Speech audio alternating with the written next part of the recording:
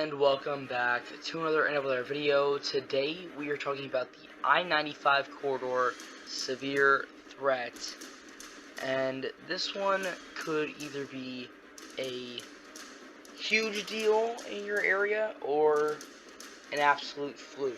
So I'll get into that in a little bit, but first, if you like this video, make sure to like, comment, subscribe, and hit the bell. Now let's get right on into it. Starting off here with the Storm Prediction Center, and we do have slight risks which have been issued for most of the large population centers of the Northeast. Slight risks cover 36,500 square miles and a population of 36,870,505 people, which covers New York City, Philadelphia, Boston, Newark, and Jersey City. Then you have the marginal risk, which basically just surrounds the outer parts of the I-95 corridor, and that is 87,567 square miles and a population of 16 million people, which includes Baltimore, D.C., Virginia Beach, Norfolk, and Chesapeake. So, tornado threat less than 2%, which is a good thing, but wind and hail roughly correlates to the slight and marginal risk. So if you're in a slight risk, you have a 15% chance of wind and hail, and if you're in a marginal risk, you have a 5% chance of wind and hail. So let's move on to the model runs. Starting off here with the NAM 3-kilometer model, and we are going to go right to around when this is posted, 5 a.m.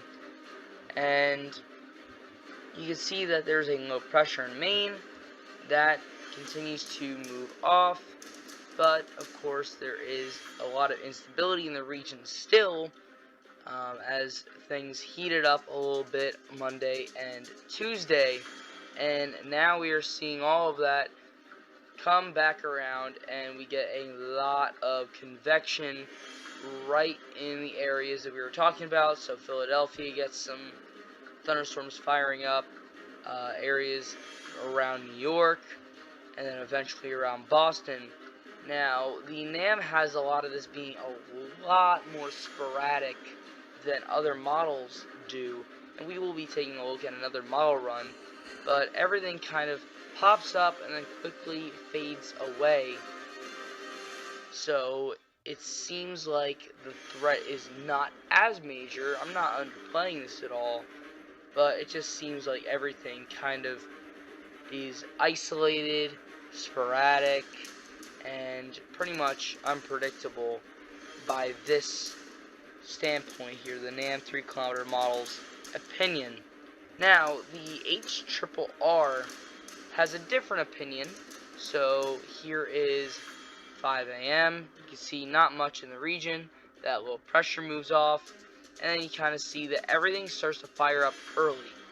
Like 11 a.m. everything's starting to fire up back in New York and Pennsylvania, and then it just all comes full force right around 3 to 7 p.m. through New England and into the mid-Atlantic, and then eventually a low pressure forms, and this turns into a little bit of a mesoscale system. So we either see sporadic or system with these thunderstorms. Now, the scenario that I think is going to be worse would be this mesoscale system, just because everything's a little bit more organized. Now, isolated thunderstorms could be very damaging.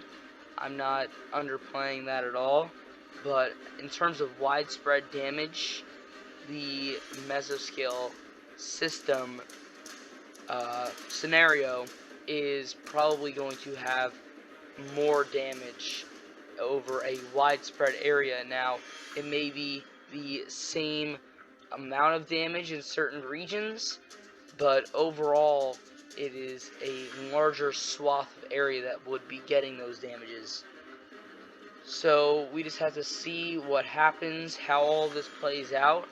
But we could be seeing plenty of severe thunderstorm warnings being posted in areas with very high populations and very high population densities. So we do have to see what is happening there and kind of follow it closely. But fingers crossed that everything kind of simmers down before all this happens, and maybe we could see a less impactful version of this. But right now it's not looking that likely. But that's all I have for today. Thank you guys for watching, and I will see you guys next time.